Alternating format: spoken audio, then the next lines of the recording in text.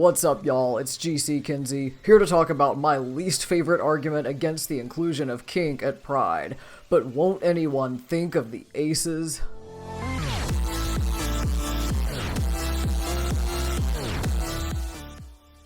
Every year as Pride Month approaches, there's a discourse that happens on social media about whether kink deserves to be represented at Pride events. Whether it's appropriate for people to go to those events wearing their leather gear or their collars and leashes or their puppy masks. Whether it violates people's consent to see that. Whether seeing that makes Pride inaccessible for someone. And setting aside for a second how gross it is to co-opt the language and concepts of consent and accessibility to fuel this discourse, I'll get back to that later. There's one flavor of said discourse that I especially hate, which is, think of the aces. We can't subject them to kink. Pride should be a safe space for them too. And as an asexual person, I can't tell you how many brain cells I lose every time I see something like this. What's fascinating when you look at tweets and other social media posts about kink at Pride is that most of these think of the aces arguments don't come from us, they come from allosexuals speaking on our behalf. Most of what you see from aces in this discourse is something along the lines of don't use us to justify your anti-kink at Pride bullshit.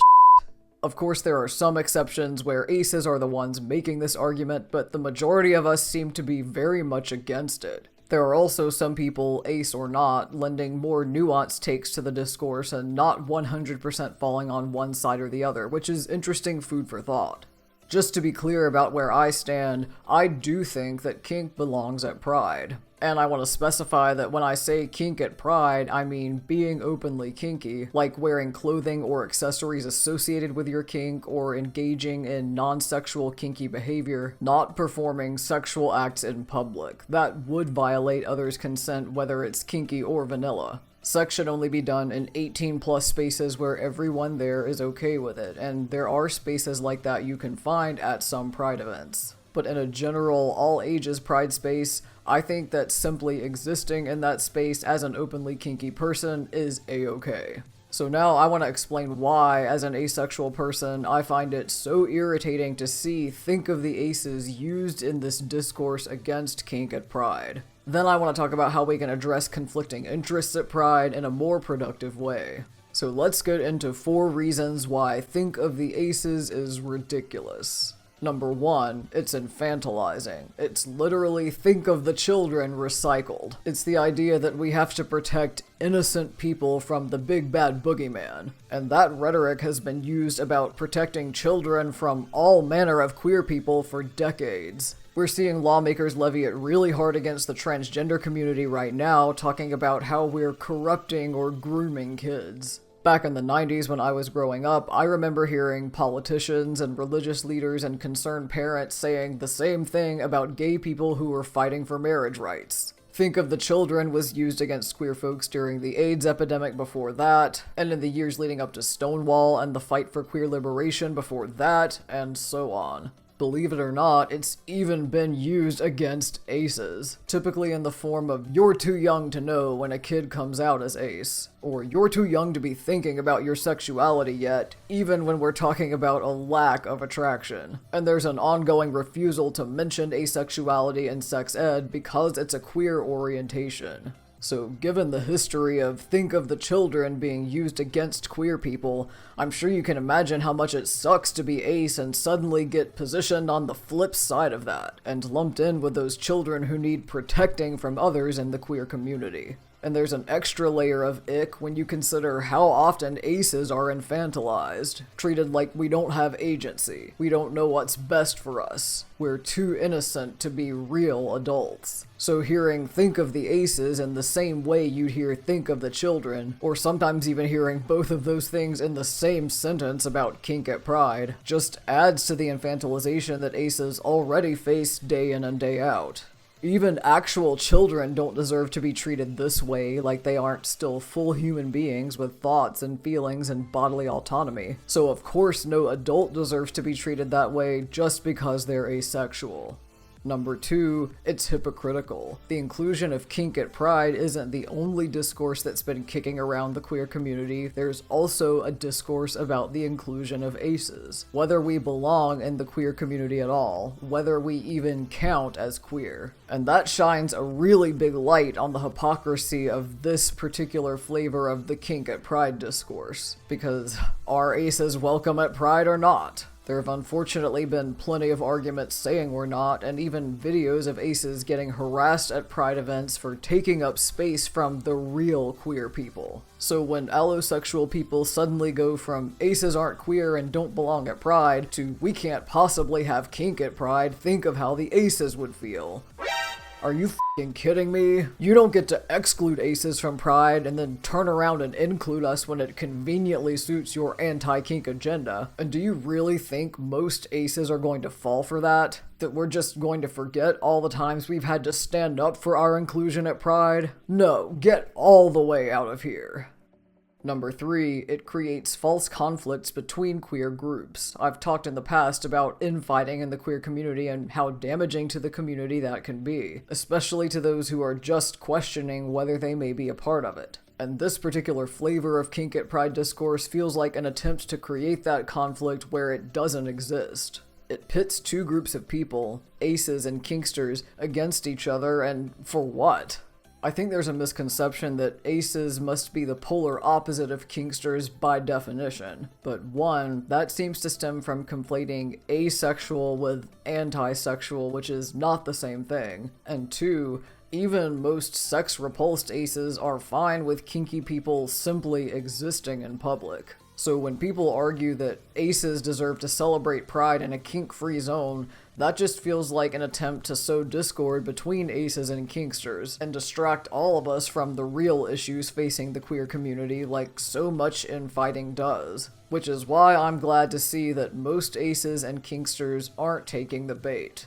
And number 4, it ignores the existence of kinky aces. Yes, that's right. Not only is it a myth that aces and kinksters are polar opposites, we can actually overlap. Aces can be kinky. Don't believe me? Check out this video and some links I've left in the description with resources for kinky aces. And if you're wondering how exactly that works, the idea that aces can't be kinky stems from the misconception that kink is inherently sexual. But while kink can be sexual, it doesn't have to be. It can also be many other things. At its core, kink is about dynamics. The dynamics of how people relate to each other. The dynamics of how people feel about pain or pleasure or desire. And that is super broad. It goes way beyond just sexual. Many aces find a home in the kink community because our relationship dynamics look different from allonormative expectations. For those of us with allosexual partners, kink might help us bridge some compatibility gaps between our orientations.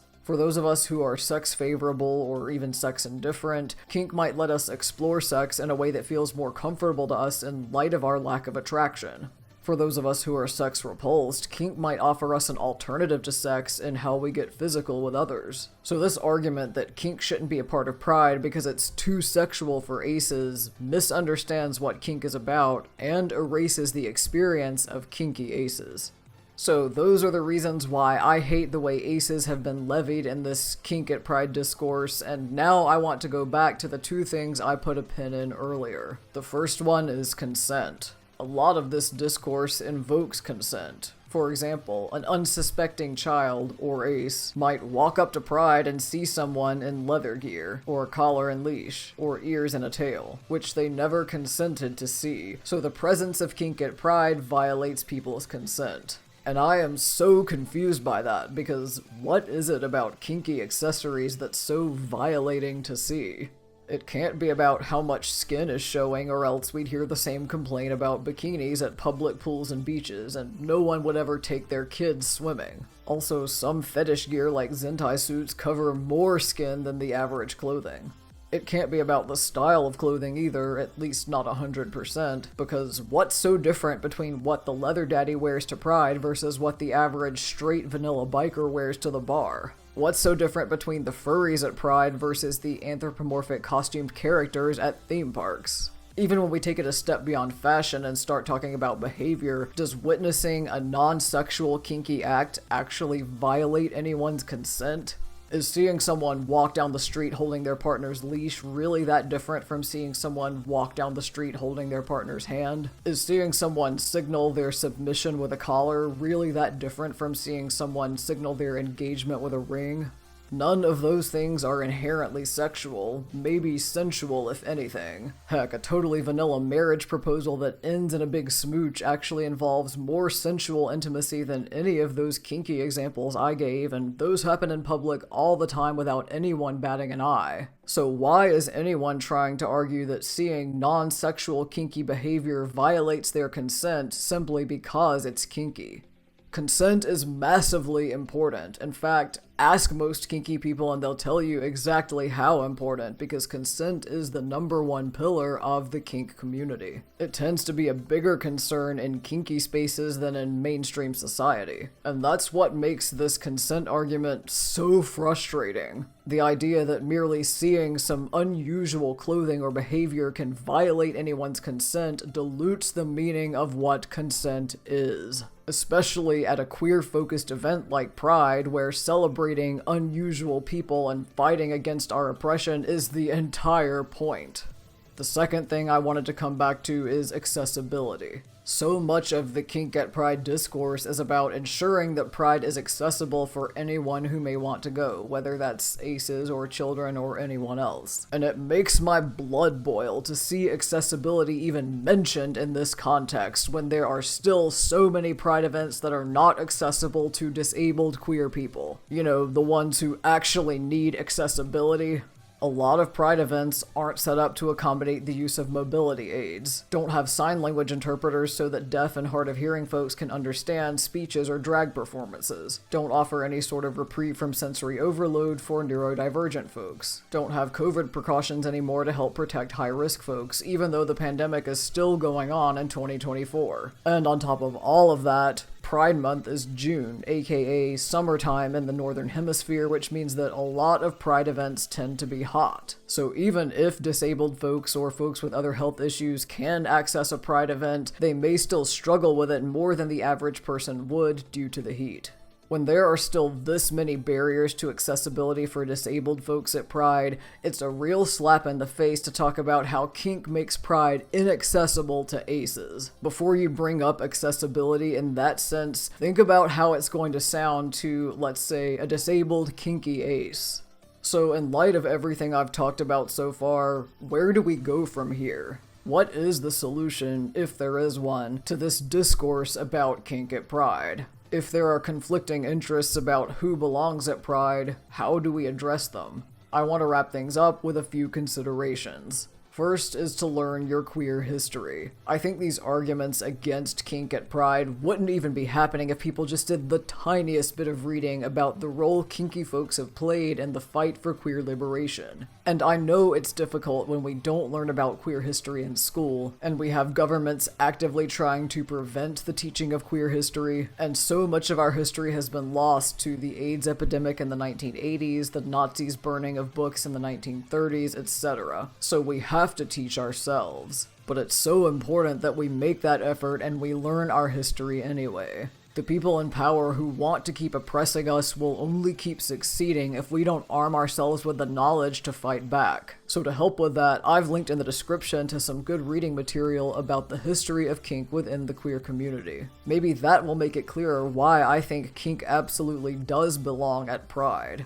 Second is that a lot of this discourse could be avoided with better communication about what to expect at a particular Pride event. So if you're hosting one, what kind of vibe are you going for? Is it youth-oriented? Is it adult-oriented? Is it all ages but leaning more in one direction or the other? Does it have separate 18+ spaces or activities? And how do you communicate that so that you can attract the kind of attendees you're expecting and everyone in attendance will be on the same page? What kinds of guidelines do you put in place to keep everyone safe, especially if your event does have a mix of family-friendly and adult-oriented programming? Being clear about that can let kinky folks know whether they'll be welcome at your event, and set expectations around whether attendees might see kink.